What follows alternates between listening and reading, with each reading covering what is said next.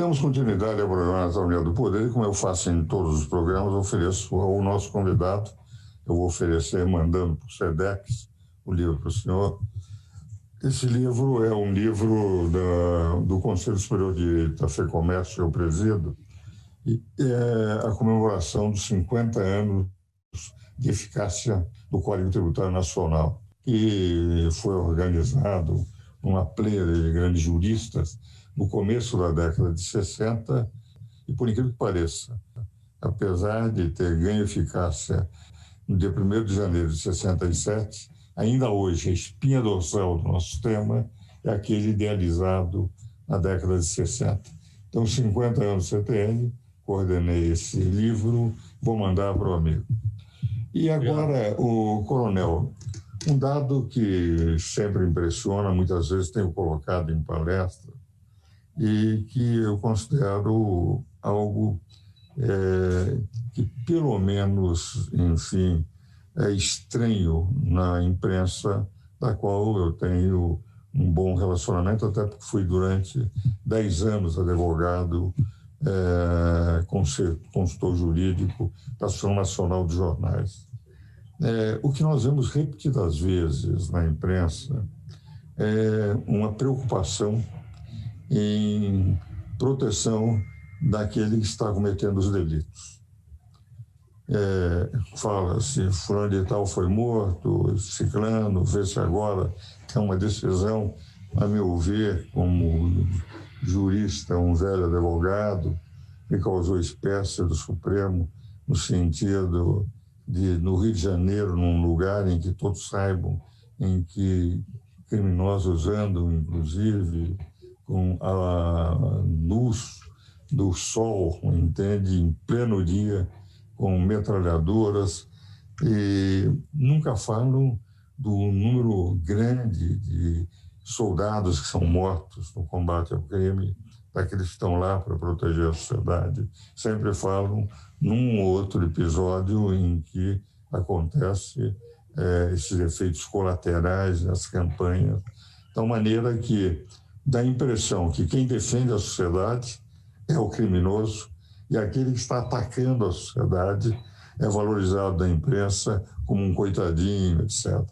Eu tenho muitas vezes colocado em palestras que nós precisamos fazer o equilíbrio, mostrar o seguinte: pode haver exageros, mas é muito difícil no momento em que se está tendo que combater um grupo ao mesmo tempo poderoso, bem armado, de poder ficar pensando, saber exatamente o momento e o tipo de reação que vai se poder adotar, como se pudesse medir com a tranquilidade de um professor atrás de uma mesa, numa hora de combate, qual é a dosagem certa que se tem que utilizar para combater, sem saber exatamente a reação do outro lado.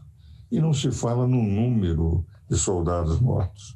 Sobre esse problema de tratamento diferencial, eu gostaria que o senhor mostrasse um pouco como realmente as polícias militares têm tido um grande número de óbitos no combate ao crime organizado, que não aparece e que são vidas sacrificadas de pessoas que estão aí para defender a sociedade. O senhor poderia falar um pouco sobre isso, coronel?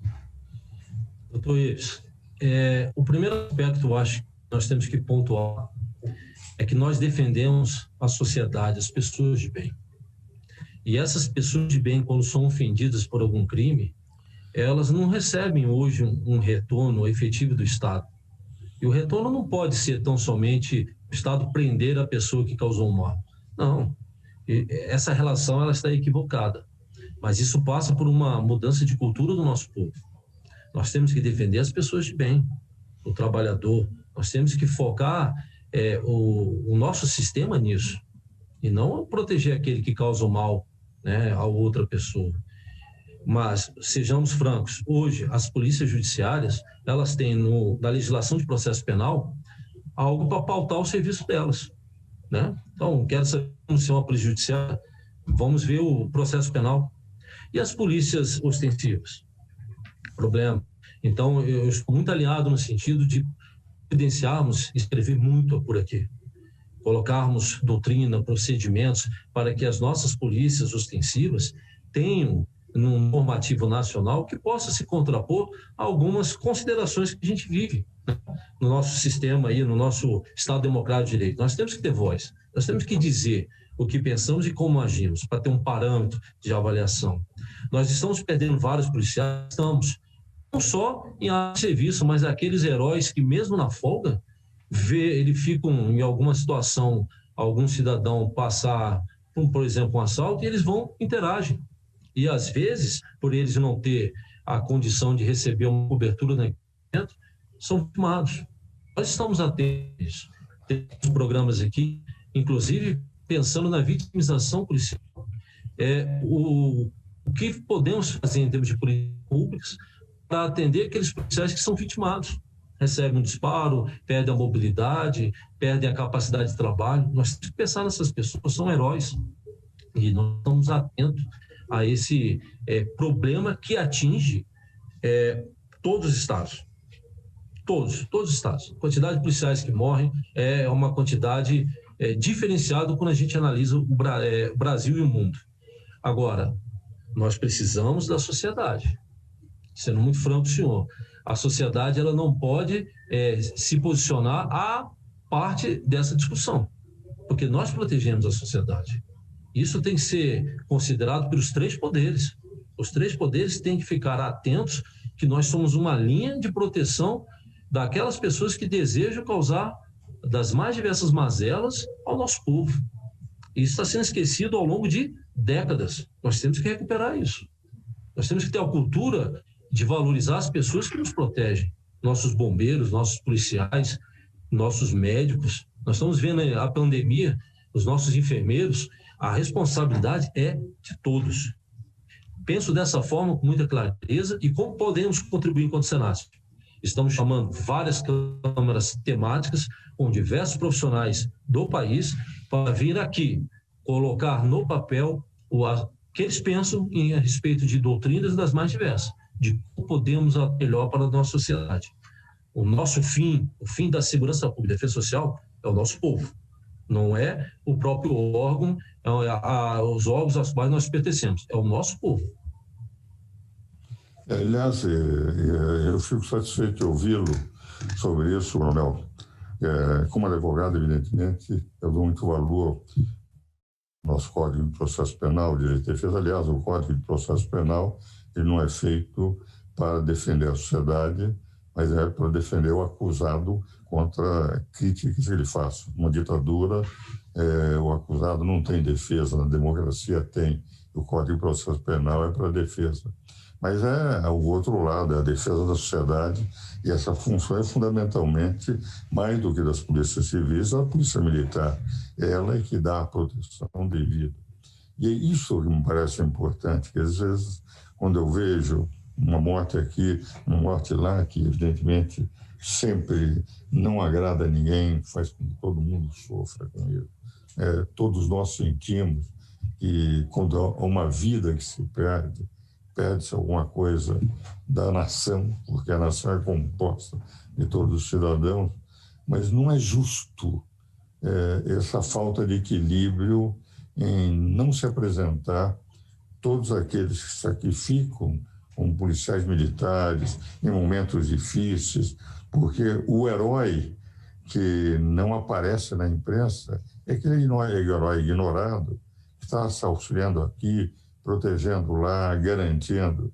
Agora, quando acontece um efeito colateral numa luta, numa blitz que se faz contra um grupo organizado, imagine essa colocação que foi colocada pelos meus grandes amigos e grandes juristas no Supremo Tribunal Federal, de ter que dar transparência em qualquer operação que venha se fazer. Agora, não se pode, uma operação de um blitz que vai se fazer com que isto daí seja prevenido antes por transparência. Temos que dizer como é que vamos fazer. Estaremos, evidentemente, prevenindo a todos os bandidos, a todos aqueles que são parte do crime organizado, realmente a tomarem as suas posições de defesa e até pôr em risco a vida.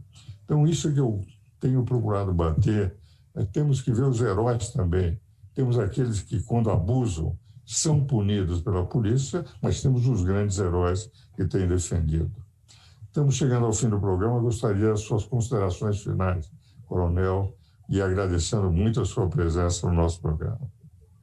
Doutor Ives, é uma grande oportunidade conversar com o senhor. É sempre uma aula.